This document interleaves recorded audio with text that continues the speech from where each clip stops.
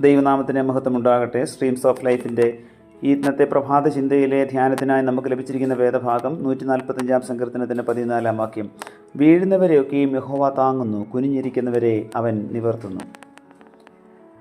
Retire ചെയ്ത ഒരു bank ഉദ്യോഗസ്ഥൻ്റെ അനുഭവക്കുറിപ്പിലെ പ്രസക്ത ഭാഗം ഇങ്ങനെയായിരുന്നു: സാമ്പത്തിക ബുദ്ധിമുട്ടുകളാൽ വലഞ്ഞിരുന്ന ഒരു വ്യക്തിക്ക് എൻ്റെ പ്രത്യേക താൽപ്പര്യപ്രകാരം ബാങ്കിൽ നിന്നും 10,000 രൂപയുടെ കാർഷിക വായ്പ അനുവദിച്ചു.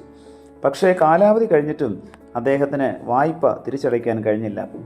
പല നോട്ടീസുകൾ അയച്ചുവെങ്കിലും അദ്ദേഹം ബാങ്കിൽ വരിക പോലും ചെയ്തില്ല. രജിസ്റ്റേർഡ് നോട്ടീസ് കൈപ്പറ്റാതെ അയാൾ ഒളിച്ചു മാറി നടന്നു. ഈ അവസരത്തിലാണ് കേന്ദ്രത്തിൽ ജനതാ ഗവൺമെൻറ് അധികാരത്തിൽ വരുന്നത്. അവർ 15,000 രൂപ വരെയുള്ള കാർഷിക കടങ്ങളെല്ലാം എഴുതി തള്ളുവാൻ തീരുമാനിച്ചു. അതിൻ്റെ രേഖകളും നിർദ്ദേശങ്ങളുമെല്ലാം ഓഫീസിലെത്തിയപ്പോൾ എനിക്കും വലിയ സന്തോഷമായി. കാരണം ഈ മനുഷ്യൻ്റെ കടങ്ങളും എഴുതി തള്ളാമല്ലോ.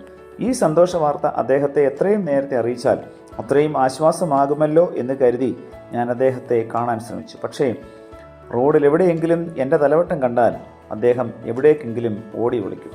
അതിനാൽ അടുത്ത ഒരു ദിവസം തന്നെ ഞാൻ അയാളുടെ വീട്ടിൽ ചെന്നു. പക്ഷേ ഞാൻ വായ്പ തിരിച്ചടയ്ക്കാത്തതിനെക്കുറിച്ച് ചോദിക്കുവാൻ വന്നതാണെന്ന് കരുതി അദ്ദേഹം മുറിക്കുള്ളിൽ കയറി ഒളിച്ചിരുന്നു. ഭാര്യ വന്ന് ആൾ സ്ഥലത്തില്ല എന്നറിയിച്ചപ്പോൾ ഞാൻ പറഞ്ഞു, നിങ്ങളുടെ കടം സർക്കാർ എഴുതി തള്ളി, ഇനി തിരിച്ചടയ്ക്കേണ്ട, ബാങ്കിൽ വന്ന് ഒരു ഒപ്പിട്ട് തന്നാൽ മാത്രം മതി. ഇത്രയും പറഞ്ഞ് ഞാൻ മടങ്ങിപ്പോന്നു. അന്നുവരെയും എന്നെ കണ്ടാൽ ഓടി ഒളിച്ചിരുന്ന അദ്ദേഹം പിറ്റേ ദിവസം ഒരു ഇളിപ്പിച്ചിരിയുമായി ബാങ്കിൽ വന്ന് സംസാരിച്ചു. നിങ്ങളുടെ കടങ്ങൾ സർക്കാർ എഴുതി തള്ളി എന്ന് പറയാനാണ് ആ മാനേജർ അദ്ദേഹത്തെ അന്വേഷിച്ച് നടന്നത്. എന്നാൽ കടം തിരിച്ചടയ്ക്കാനാവാത്തതിൻ്റെ കുറ്റബോധം കൊണ്ട് അയാൾ ആ മാനേജരെ അഭിമുഖീകരിക്കാൻ ഭയപ്പെട്ടു.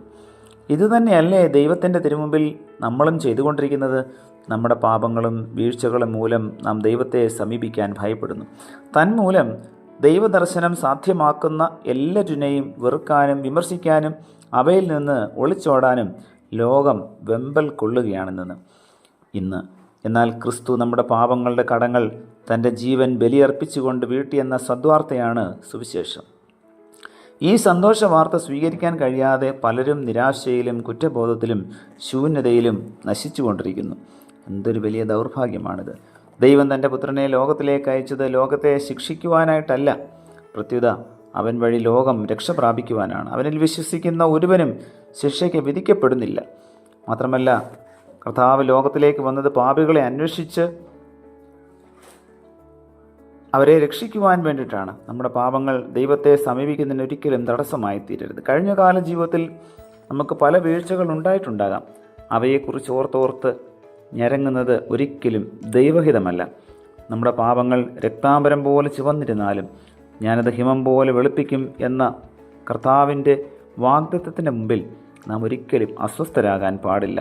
എത്ര വലിയ തെറ്റ് ചെയ്ത വ്യക്തിയും ആയിക്കൊള്ളട്ടെ, നമുക്കും ക്രിസ്തുവിൽ രക്ഷയുണ്ട്. ഒരുപക്ഷെ ക്രിസ്തുവിനെ നാഥനും രക്ഷകനുമായി സ്വീകരിച്ചു കഴിഞ്ഞ അനേക വർഷങ്ങളിലെ ആത്മീയ ജീവിതത്തിനും ശേഷമായിരിക്കാം വീണ്ടും നാം വീണുപോയത്. എങ്കിലും നിരാശപ്പെടരുത്. കർത്താവിലേക്ക് നമുക്ക് നോക്കാം. അവിടുത്തെ പക്കലേക്ക് നമുക്ക് തിരിച്ചു ചെല്ലാം. ഭയപ്പെട്ട് ദൈവത്തിൽ നിന്നും ഓടി ഒളിക്കുവാനല്ല കർത്താവ് നമ്മെ പറ്റി ആഗ്രഹിക്കുന്നത്. കാരണം അവൻ കൃപാലുവും കരുണാമയനും ക്ഷമാശീലനും സ്നേഹസമ്പന്നനുമാണ്. അതുകൊണ്ടാണ് കുറിവാക്യത്തിൽ നാം ഇന്ന് വായിച്ചത്, കർത്താവ് വീഴുന്നവരെ താങ്ങുന്നു, നിലംപരിചായവരെ അവൻ എഴുന്നേൽപ്പിക്കുന്നു, കുനിഞ്ഞിരിക്കുന്നവരെ അവൻ നിവർത്തുന്നു എന്ന്. തന്നിലൂടെ ദൈവത്തെ സമീപിക്കുന്നവരെ പൂർണ്ണമായി രക്ഷിക്കുവാൻ കർത്താവിന് കഴിവുണ്ട്. എന്നേക്കും ജീവിക്കുന്നവനായ അവൻ അവർക്ക് വേണ്ടി എല്ലായ്പ്പോഴും മധ്യസ്ഥം വഹിക്കുന്നു. അതിനാൽ നമുക്ക് ധൈര്യമായിരിക്കാം. നമ്മുടെ വീഴ്ചകൾ, കുറവുകൾ ഇവയൊന്നും നമ്മെ നിരാശപ്പെടുത്താതിരിക്കട്ടെ. കാരണം നമ്മുടെ പ്രത്യാശ നമ്മുടെ യോഗ്യതയാലല്ല, പ്രത്യുത കർത്താവിൻ്റെ കാരുണ്യത്താലാണ്. പ്രാർത്ഥിക്കാം. പ്രിയ കർത്താവെ, നൽകി തന്ന വചനത്തിനായി നന്ദിയുടെ സ്തോത്രം. ഞങ്ങളുടെ പാപങ്ങൾ കടുഞ്ചുവപ്പായിരുന്നാലും അവയെ ഹിമം പോലെ വെളുപ്പിക്കുവാൻ കർത്താവെ അങ്ങയുടെ രക്തത്തിന് സാധിക്കും എന്ന് ഞങ്ങളുടെ വിശ്വാസ ജീവിതത്തോട് ചേർത്ത് പറയുവാൻ ഇന്നത്തെ പ്രഭാതത്തിലെ ധ്യാനം ഇടയാക്കിയതിനായി നന്ദിയോട് സ്തോത്രം ചെയ്യുന്നു. ഞങ്ങളുടെ പാപത്തെപ്പറ്റി ഒരിക്കലും ഞങ്ങൾ നിരാശപ്പെട്ടു പോകാതെ ഞങ്ങളുടെ പാപത്തെ അനുദപിക്കുവാൻ തക്കവണ്ണം കർത്താവ് ഞങ്ങൾക്ക് നൽകിയിരിക്കുന്ന അവസരം നന്നായിട്ട് ഉപയോഗിക്കുവാൻ ഞങ്ങളെ അവിടുന്ന് സഹായിക്കണമേ. പുത്രൻ്റെ നാമത്തിൽ പ്രാർത്ഥന കേൾക്കണം പിതാവേ. ആമേൻ.